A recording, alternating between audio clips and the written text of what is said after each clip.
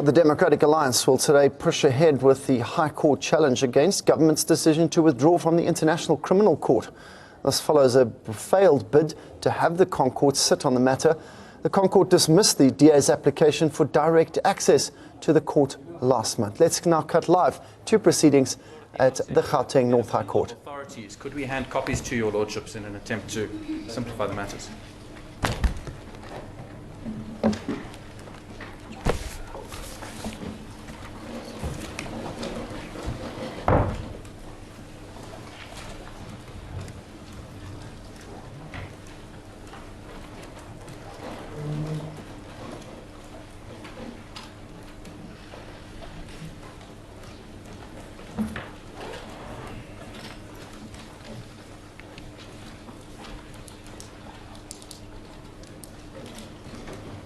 Thank you, my lord. My lord, we have discussed the question of whether this matter will require 2 days or 1 day to be determined. Our respectful view is that in view of the number of parties and the number of issues raised, it probably will require more than a day. But we will endeavour to limit ourselves as much as possible and certainly avoid repetition. And at the very outside, as was indicated in chambers, the argument for the applicant and the supporting respondents will be concluded by, I see we're starting slightly late, but by at the latest 3:30 this afternoon. Thank you, my lord. My lord, on behalf of the applicant then, we propose during the course of this address to deal with the following issues in turn. We will begin by dealing with the question of urgency and prematurity or ripeness. We will then turn to deal with the 4 substantive grounds on which it is contended that the executive's decision was unconstitutional and invalid. First, that it is a violation of section 231(2) of the Constitution. Second, that it was in breach of the Implementation Act. Third, that it was procedurally irrational. And fourth, that it was substantively in breach of section 7(2) of the Constitution. We will deal with each of those in turn. And then finally, we will say a brief word on remedy. If I could begin with the question of urgency, we would emphasize the following points in amplification of what is set out in the heads of argument. This is a very unusual case, my lords. This is a case where there is a deadline of October 2017, which has been set for the withdrawal to take effect. But just to contextualize that, and it's important for a number of the arguments that follow, could I ask the court to turn in the bundle of authorities to page 85 of the bundle, at which Article 127 of the Rome Statute appears.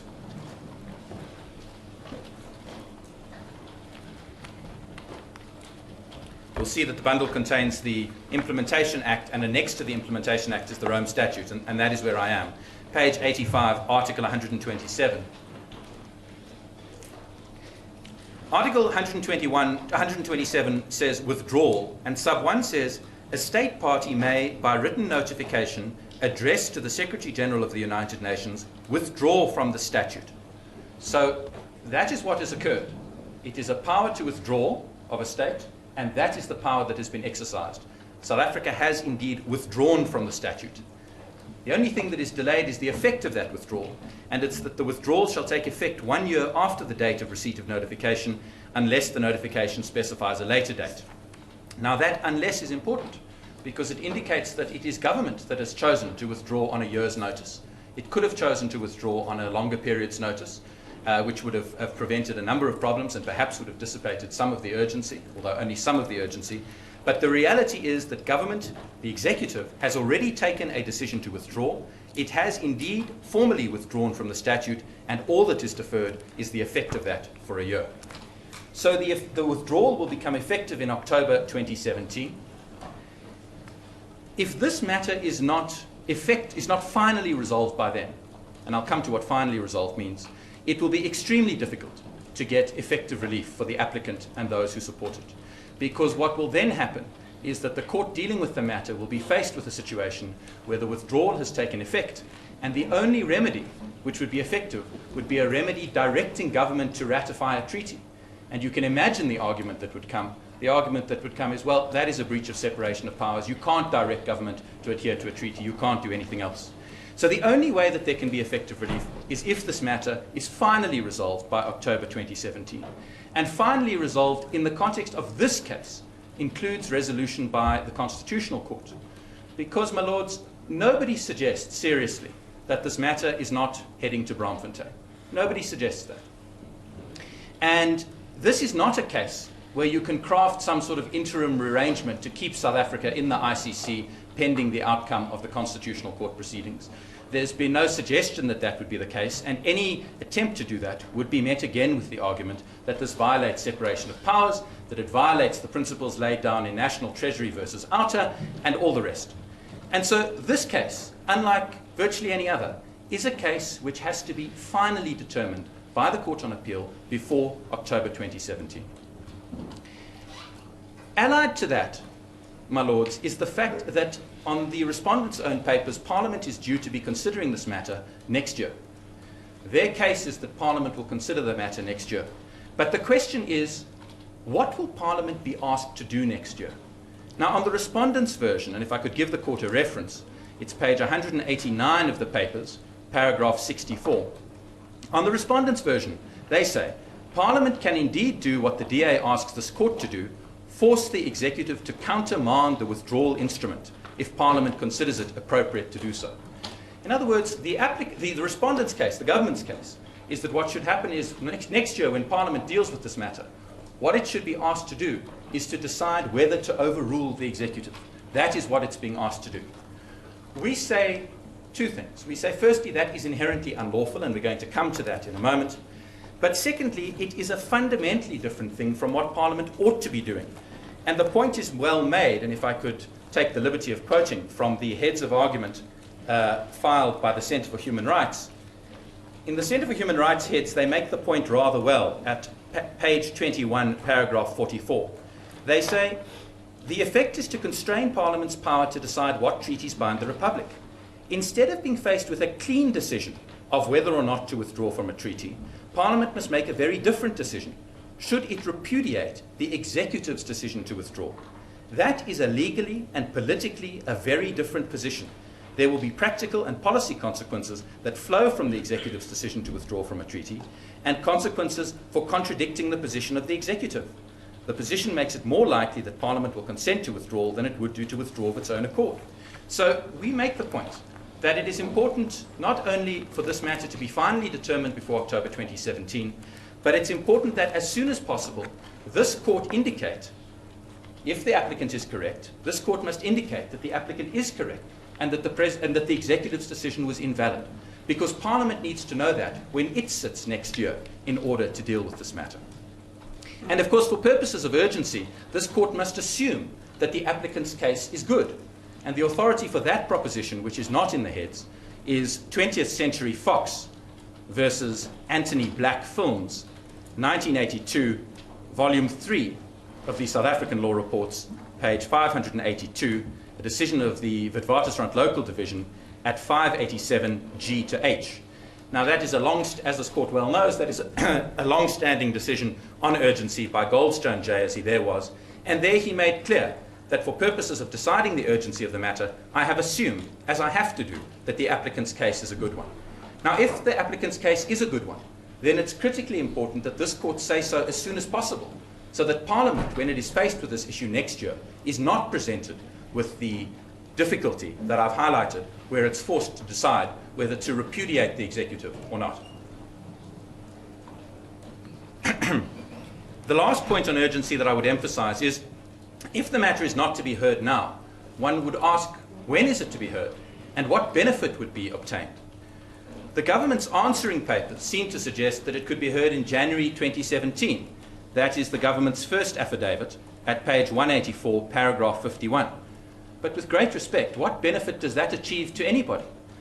It would, in view of the nature of this matter, a special allocation will have to take place, a full bench will have to be convened, and we will all have to repeat this all in January 2017. It cannot be seriously contended that this Court has not received full argument or full evidence. The government ultimately, by the time of its second answer, had had 4 weeks to consider the affidavits of the DA and CASAC. Those were first lodged by the DA in this court on the 24th of October and by CASAC in the Constitutional Court on 24 October. And the government had until 22nd November to file its second answer. And the government then had, by the same time, the government had 3 weeks to consider the affidavits of the other respondents, which were filed effectively in identical terms in the Constitutional Court on 31 October, and again the government responded on 22 November. And of course this court has had full heads, extensive heads. And so the question we would ask rhetorically is, why push it out now? What is the advantage that would be gained? And with great respect, the only people who will be put at a disadvantage are the bench, because instead what will have to happen is that the time for the bench to render its decision will be curtailed, because the bench will only be able to begin doing so at the end of January when this matter is heard, as opposed to allowing this bench to do so now, all with a looming deadline of October 2017. So we persist in all the points we've made in the heads of argument about the damage to South Africa's international standing, the risk to the ICC. We persist in all of that, but we've made those points. And we would add those points and say that this is plainly in our submission a case that justifies an urgent hearing. Related to that is the question of ripeness, because of course government now seeks to contend that this matter is not ripe for determination because Parliament is seized with the matter and Parliament may or may not overrule the executive. But we respectfully submit that there is nothing in that point, and we would make the following submissions in that regard. Firstly, the reliance by the government on the HSF and full decision that was decided by this court just over a week ago is entirely inapposite in our respectful submission. That was a completely different case. That was a case where the parties who brought the application sought to compel the President to exercise a discretion. And the President's answer was, I'm trying to decide whether to exercise that discretion, and if so, when. And the court then held that it was premature and not right. This is not that at all. This is not a challenge directed at Parliament or forcing Parliament to do anything, or Parliament's discretion. This is a challenge directed at a completed act, a decision by the executive to withdraw from the ICC statute. I've taken this court to Article 127, which makes clear that when you deliver a notice, you have withdrawn, and that all that happens is that the effect is delayed. That is the decision which we contend with respect is unlawful and invalid. It is a completed decision, and it is for this court to decide whether that is so.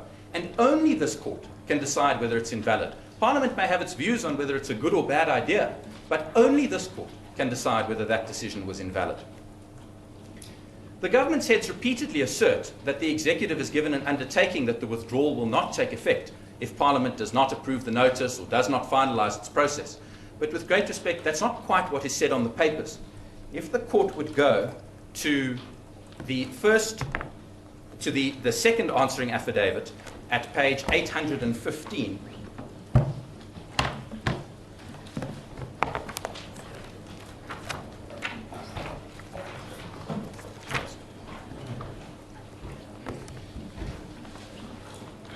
at page 815, paragraph 10, what is stated is, I am authorized to state on behalf of the government that South Africa would, of course, act responsibly, reassess the situation applying prior to the currently scheduled exit, and if necessary, take further steps under and related to Article 127 as may be required. My Lords, with great respect, that is not an undertaking to revoke the decision if the process is not finalized, nor is it even an undertaking to revoke the decision if the Implementation Act is not repealed. It is merely an undertaking that government would act responsibly and reassess the situation. It, with respect, can give no comfort at all to the applicant or any of the other parties which contend that the decision was unlawful. Very lastly on this point, the suggestion that because the government's argument is effectively, if Parliament withdraws the decision, or Parliament overrides the executive, and the executive then withdraws its decision prior to October, then effectively no harm, no foul. No one will be harmed. Well, we say that there's already been reputational harm and harm to the ICC, but leave that aside. That is not a basis for a court to decline to make a declaration of constitutional invalidity. And could I give a court an example in this regard, which is not referred to in the heads, but is referred to in the bundle of authorities? It is the case of Tongwani, which appears in the bundle of authorities at page 680. Tongwani versus Minister of Agriculture and Land Affairs.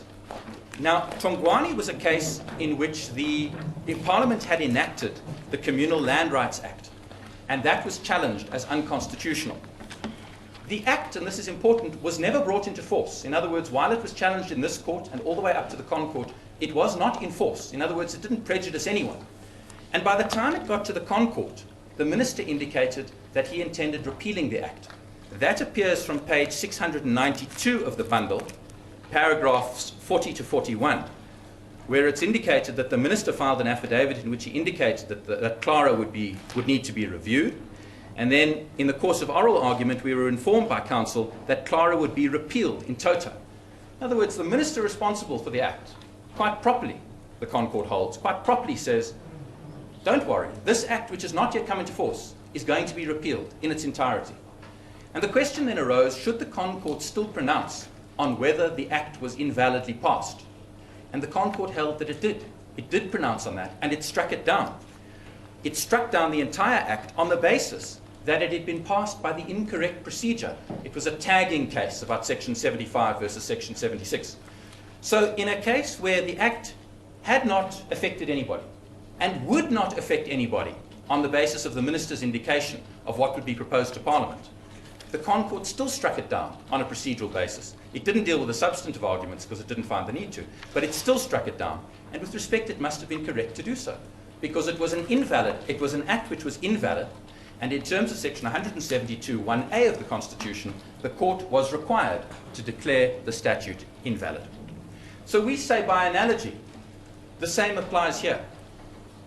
We're in a much stronger case than Tongwane, because here there's a real chance that the Act will continue to have effect. And there's, in fact, as we will demonstrate, no way of Parliament curing the constitutional defect which we've identified. But so if in Tongwane the court would still, in the interests of justice, strike down the Act, similarly this court should not dismiss this application on the basis of ripeness. Could I then move from the question of urgency and ripeness onto the substance and proceed to the first ground of attack, which is Section 231 of the Constitution?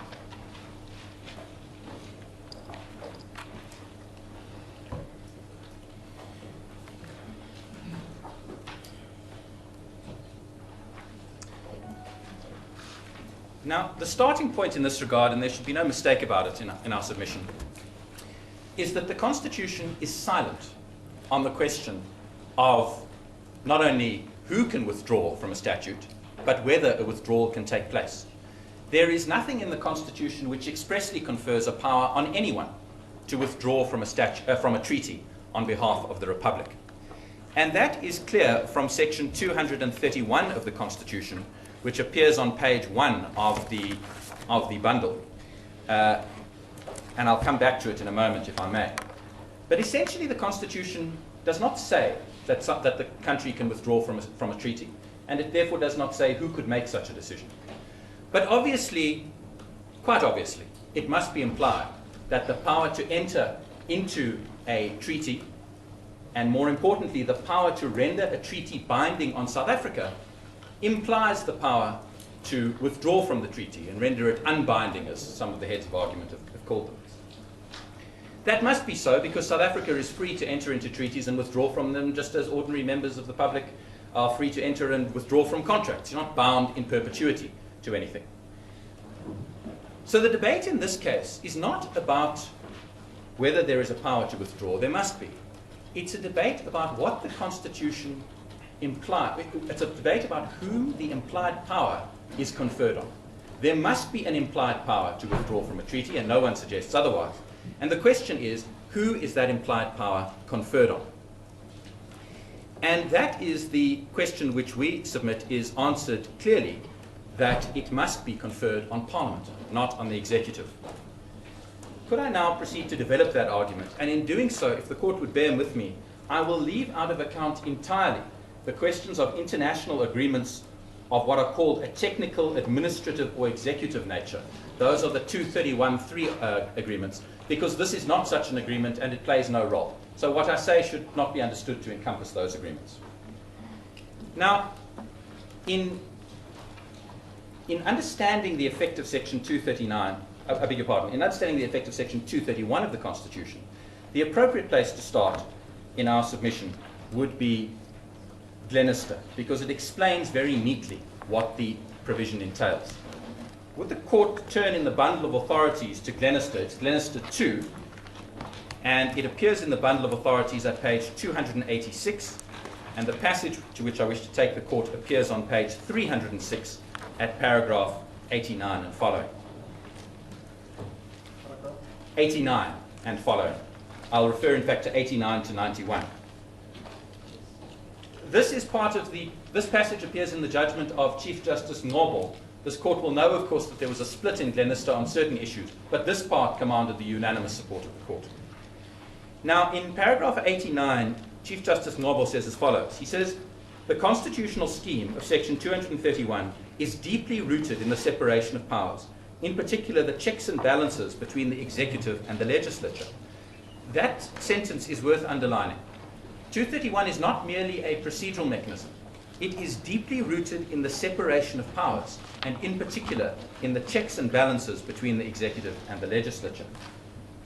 And then he carries on. It contemplates 3 legal steps that may be taken in relation to an international agreement, with each step producing different legal consequences.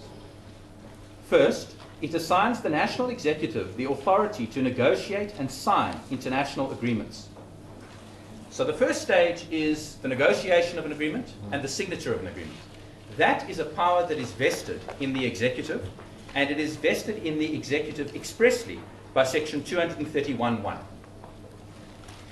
Now, what complicates the matter slightly is that the Constitutional Court sometimes, for example, and the academics sometimes, call that a treaty-making power.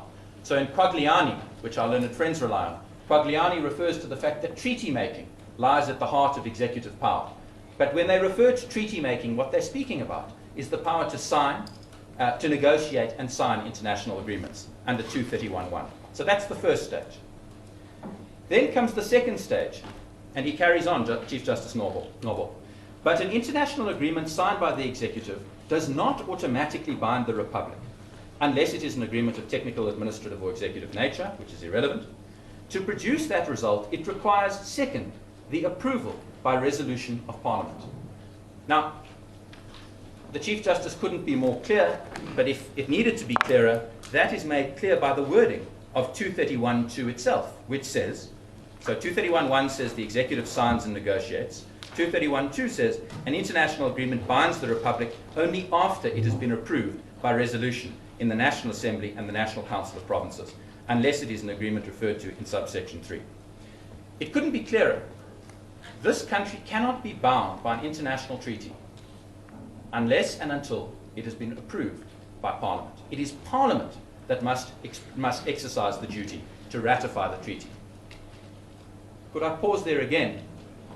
There is a reference in the article by Franziska Zucker, which we've included in the bundle, to explain that the way it works in international law is that the executive deposits the instrument of ratification, almost as though one is publishing it in the government gazette. It's not a perfect analogy, but it's the executive that goes and hands over the piece of paper which says, we have ratified.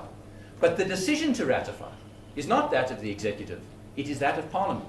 And that is made clear by 231(2), and it is made clear by the judgment of Chief Justice Noble.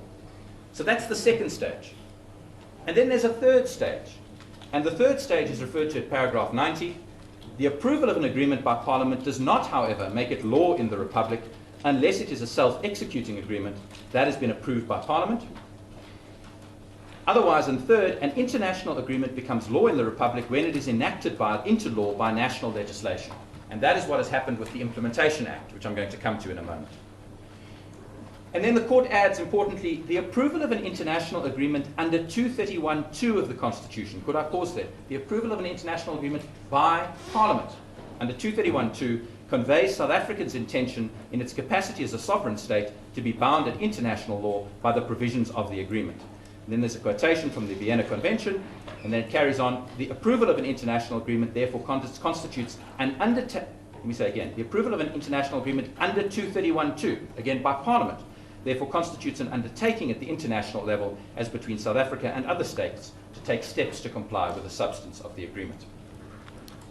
Now, what all that makes clear is that it is Parliament that must decide whether South Africa is to be bound by a treaty.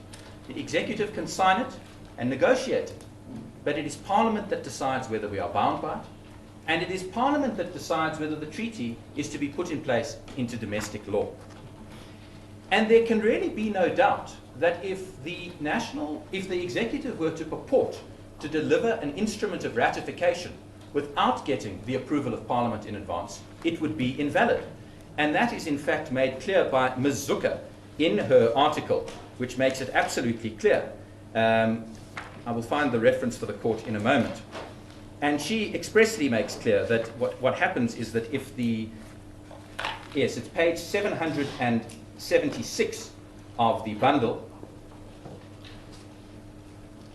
776 of the bundle, in the last paragraph, Ms. Zucker says, let's turn the problem around.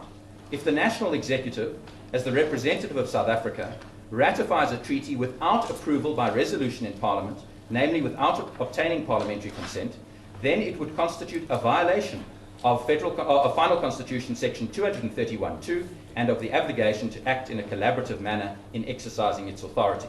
She's absolutely unequivocal on the point. But then she explains another point which demonstrates the problem. However, according to Article 27 of the Vienna Convention, South Africa cannot invoke a violation of its internal laws and procedures as a justification for its failure to discharge its duty in the international treaty question. So in other words, we're in the worst of all worlds here. The executive has violated 231(2) because it has made a decision to unbind, if I can use that phrase, South Africa from the ICC. But the ICC and other nation states have no power to go beyond the executive's decision. They must accept it at face value because of what the Vienna Convention says. So the only way that this problem can be remedied is for this court to declare that the executive has acted unconstitutionally and to declare its decision invalid.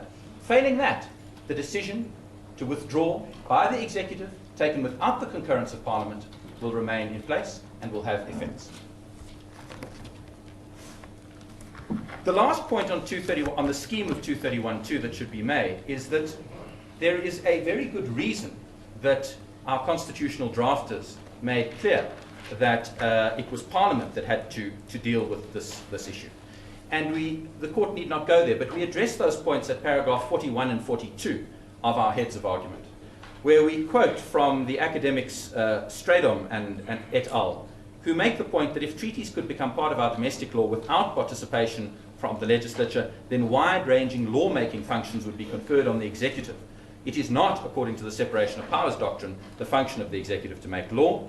And then we refer to paragraph 42 to the Doctors for Life case, which makes clear that the Constitutional Court making clear that Parliament and the provincial legislatures are the primary democratic institutions in South Africa. The people have a voice in these institutions, not only through elected representatives, but also through access to committee meetings and deliberations. They have the right to speak, make representations, etc. So there can be no doubt in our submission that the scheme of this Act, the scheme of the Constitution, is that when a treaty is to become binding on the country, it is only Parliament that can do it. Now we come to the next question, which is when the reverse is to occur.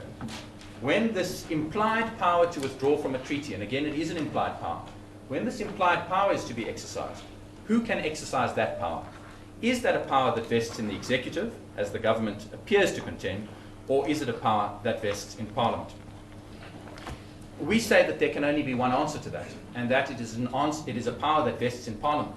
And the reason is that the power to do something ordinarily includes the implied power to undo something. And that is made clear not just as a matter of common law, but more importantly, the Constitutional Court has twice made that clear in the context of a constitutional provision. Could I ask the Court in this regard to begin with the DBV Behuising case? That case appears at page 725 of the bundle, and the passage I wish to refer to is at page 735.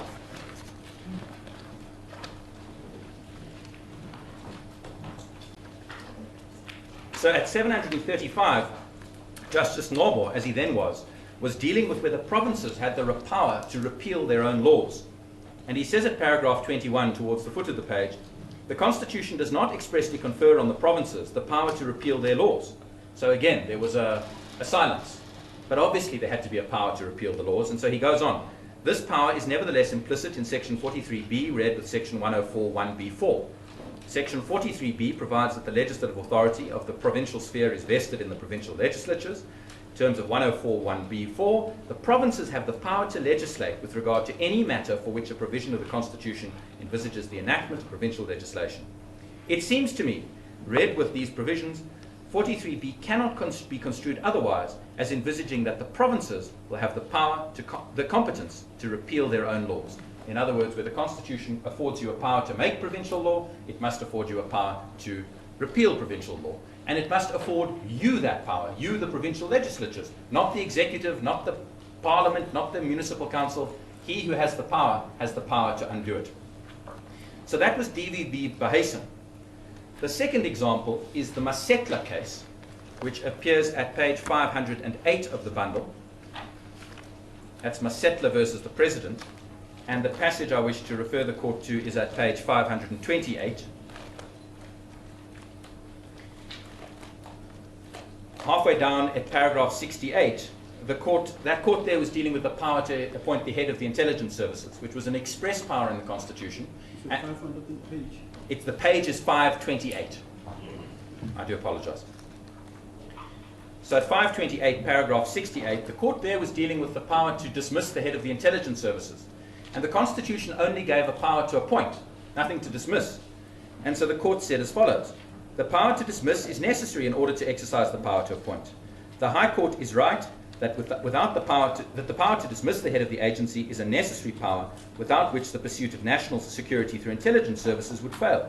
Without the competence to dismiss, the President would not be able to remove the head of the agency, whatever the circumstances would be. Then it carries on to, this would lead to an absurdity and severely undermine the constitutional pursuit of the security of this country and its people. That is why the power to dismiss is an essential corollary of the power to appoint, and the power to dismiss must be read into section 209(2) of the Constitution. There is no doubt that the power to appoint under 209(2) implies a power to dismiss. And then it goes on to say, in the next paragraph, that the power must flow from the empowering constitutional provision.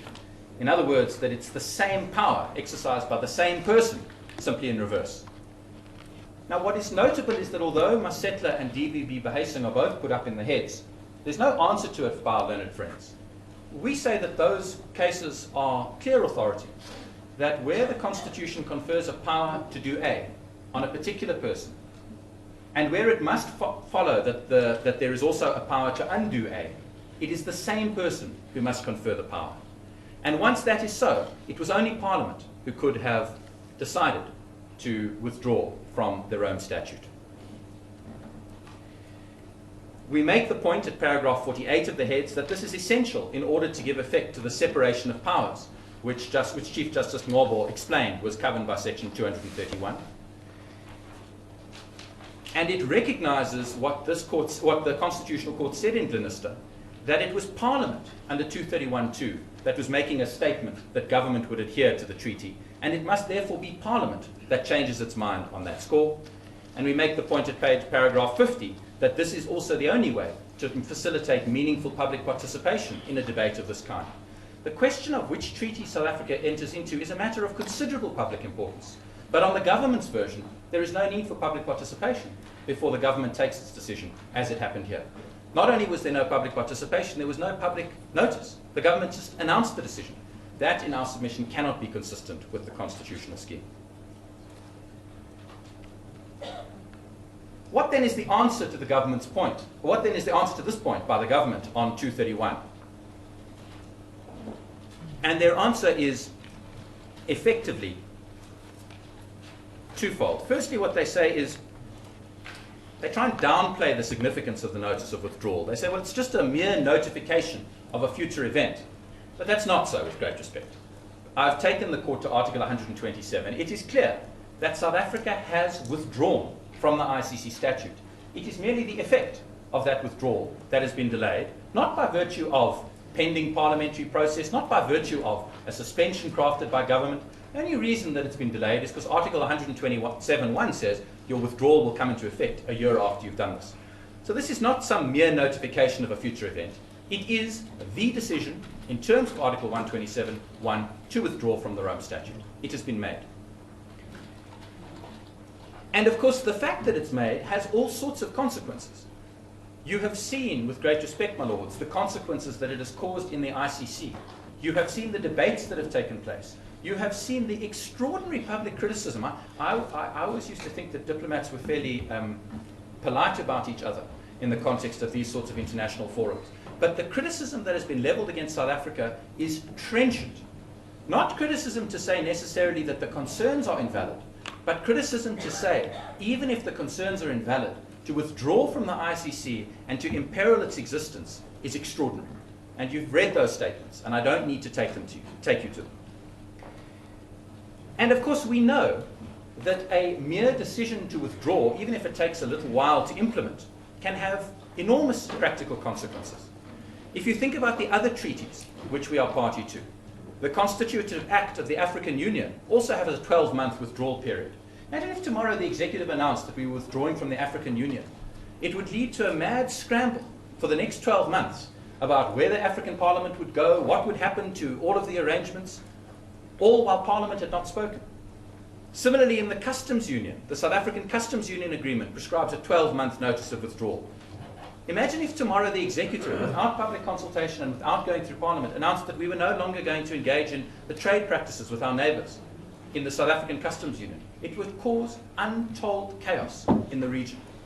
That is why the Constitution requires that these decisions be taken by Parliament, not by the executive with a sop thrown to Parliament to say, well, you see whether you want to countermand us. But perhaps more fundamentally, the suggestion that Parliament can somehow ratify or cure the constitutional defect is, in our respectful submission, without any merit. We have made the point in our heads, and I'll get to a reference, that in terms of the decision of Kruger, Kruger versus the President, where a decision is invalid for breaching legality or the Constitution, it is invalid ab initio. It is a nullity. In other words, when the decision was made, it was a nullity. It had no existence. And we make that point at paragraph 56 of our heads of argument, with reference to the judgment in Kruger, and perhaps I should just take the court there for a moment. Kruger is at page 469 of the bundle. 469. And it's the judgment of His Lordship Mr. Justice Squeer. And at paragraph 61, I beg your pardon, at paragraph 52, it's on page 484 of the bundle, paragraph 52, the court says, it follows that the first proclamation is objectively irrational. Under the doctrine of objective invalidity, now that, as this court knows well, that is the doctrine that applies to all unconstitutional conduct, for whatever reason it's unconstitutional. Under the doctrine of objective invalidity, the first proclamation should be regarded as having been a nullity from the outset. It was invalid ab initio, and therefore has no effect in law. So that is the effect of the government's decision. It is invalid ab initio, and it has no effect in law. And it is not possible for that to be cured by means of ratification, and that appears on the next page from paragraph 61, because there the court dealt with whether the President could cure his own defect by amending the nullity. And at paragraph 61 he says, in my view, the provisions in question necessarily imply a power to withdraw. And so it says, where the President has issued a proclamation in error, and this proclamation has not yet come into force, it is appropriate that the power to issue such proclamation includes the power to withdraw. However, and this is the important point, however, in my view, the President does not have the power to amend a proclamation issued in error where the original proclamation was void from its commencement, as in this case. I cannot see that a nullity can be amended. So, in other words, even the President, who acts unconstitutionally himself, cannot cure his own constitutional defect. All the more so, then, that Parliament cannot cure the constitutional defect of the executive in this case. It is not capable of resolving this by means of ratification. And that is made clear by one last case which I would wish to refer to on this point, and that is the decision of the Constitutional Court in the Executive Council Western Cape case. That is referred to in the heads of argument, but if I could take the court there, it appears at page 201 of the bundle, and the passage is at page 227, paragraph 64. Now, this case, this court will recall, was about Parliament, which had purported to delegate a lawmaking function to the President. It said there was an act, the Local Government Transition Act, and that a provision of that act said, Parliament said, the President may amend this from time to time, as is necessary to allow local government elections to take place. And the Constitutional Court struck it down. And it struck it down even though the provision envisaged that whatever amendments the President made would ultimately be subjected to parliamentary approval. And it did so in the following terms. Paragraph 64, Mr. Gauntlet, on behalf of the respondents, placed considerable reliance on the fact that Parliament retains control over the functionary to whom plenary legislative power is delegated, and can withdraw it if the power is not exercised in accordance with its wishes. In the present case, the element of control clearly exists, for the President can only legislate with the consent of the appropriate committees of both the Senate and the Assembly, and Parliament can by resolution disapprove of the legislation made by the President, in which case it will cease to have validity. In other words, the President makes the amendments, and Parliament could then undo them at a stroke. It was built into the scheme. Even that was not good enough for the Constitutional Court. If you go towards the end of that same paragraph, just after the case references, these are all factors that could be relied upon to explain and justify the delegation of lawmaking power to the President in terms of Section 16A. But if Parliament does not have the constitutional authority to delegate this power to the executive or to any other body, the reasonableness of the delegation or the absence of objection is irrelevant. The only way that Parliament can confer on itself to act contrary to the Constitution is to amend the Constitution, and this was not done in the present case. In other words, in Executive Council, the mere fact that Parliament would always inevitably have to consider the President's amendments and would have the power to override them at a stroke was not good enough to save the power. In this case, we're in an even stronger position. In Executive Council, what had happened was Parliament had, of its own accord, delegated that power to the President.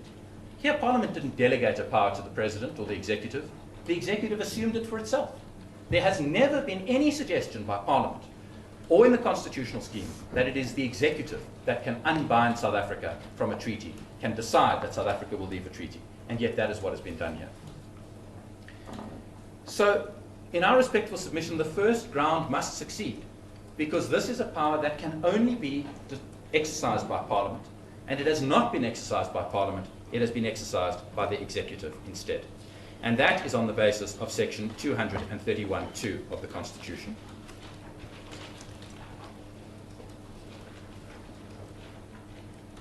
Can I then move to the second point?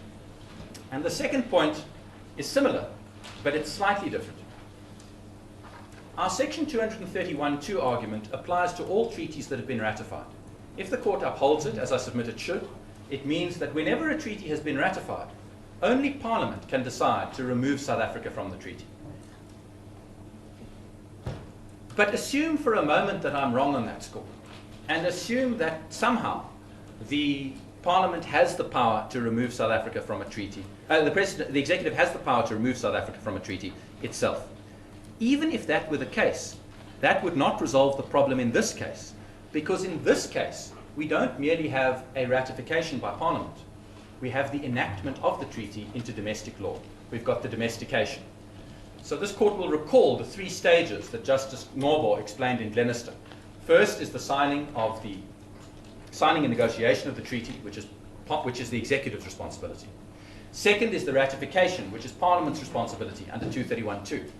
And third is a decision to domesticate the treaty, to make it part of our domestic law, which is Section 231(4) of the Constitution.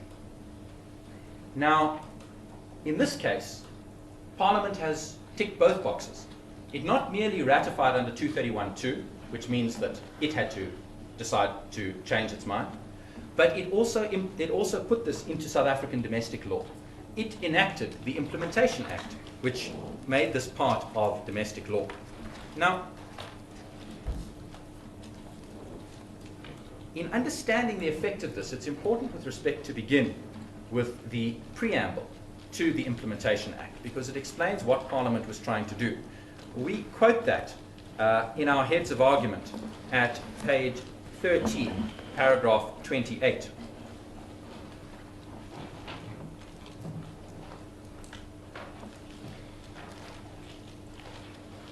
There, the preamble is quoted as saying as follows. This is the preamble to the Implementation Act, an ordinary domestic statute.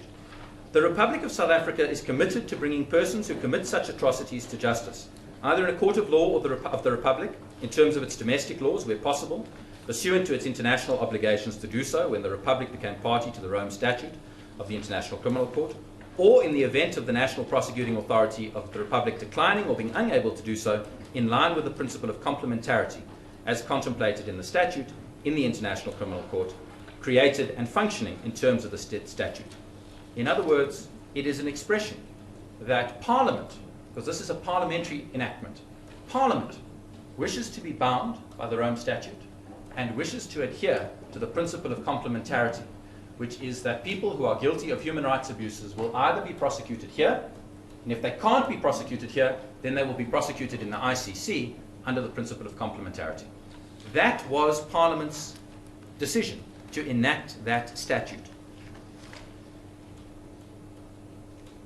In doing so, it is an ordinary statute which forms part of our law, and in terms of section 231.4, the Rome Statute then, in the words of 231.4, became law in the Republic. That is the wording of section 231.4 of the Constitution. But what that means is that the executive is now acting contrary to the purpose, the terms, and the intent of the Implementation Act. Never mind the Rome Statute. It is acting in a manner that is not consistent with the Implementation Act enacted by our Parliament. Now, this court knows well that one of the principles of legality is that the executive, in all forms, must always comply with the law. Whether you are conferring honours, whether you are granting silk, whether you are declaring war, whether you are issuing a liquor license, whatever you do, you must comply with the law. But in this context, the executive has acted in breach of the law.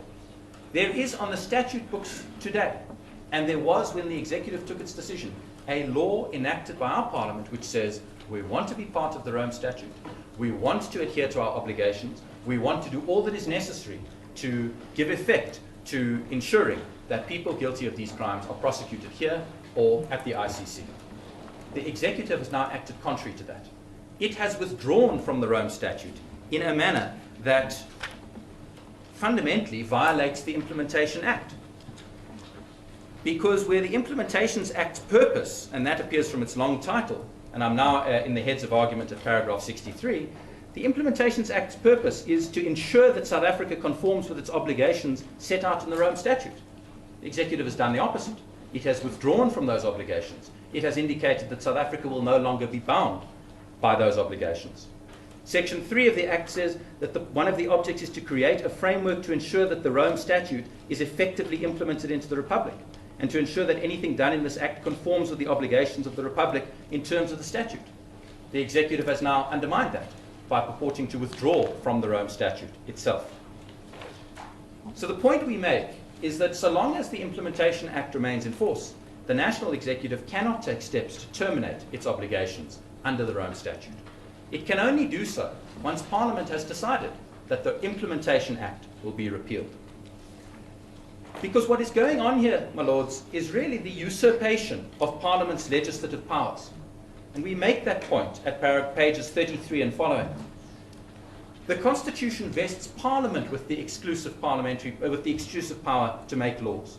It did so, and the executive is now effectively repealing those laws by virtue of its own conduct. That much is almost implicitly recognized by the government, because the government has now accepted that it will have to repeal the Implementation Act, and that it will have to do so prior to the Rome Statute coming into force. In other words, it accepts that the Rome Statute and that the withdrawal from the Rome Statute and the Implementation Act cannot sit side by side. They are mutually inconsistent. But with great respect, it is not permissible for government to act in breach of a law in the hope that that law will be repealed in time to render it lawful. Imagine if government today decided to, I'm about to make a reference to SARS, but that might be a loaded example. Imagine if government today decided that it was no longer going to issue refugee permits to anybody, or that it would no longer issue passports to anybody. And they announced that decision. And when people went to court and said, but the Refugees Act requires you to issue refugee permits, and the Identification Act requires you to issue passports, government said, oh, don't worry. We've put a bill before Parliament, and we're going to repeal those acts, and we anticipate that Parliament will agree in a year. They would be laughed out of court. And they would be laughed out of court because government is entitled to propose amendments, and the executive is entitled to propose amendments and repealing of laws. But until those laws are amended and repealed, it must act in a manner that is consistent with them. That is not the case here. When the executive took its decision, it violated the Implementation Act. And it is no answer to say, well, we hope that Parliament will repeal in time before this comes into force. It is not appropriate for government to seek to dictate, for the executive to seek to dictate to Parliament in that regard.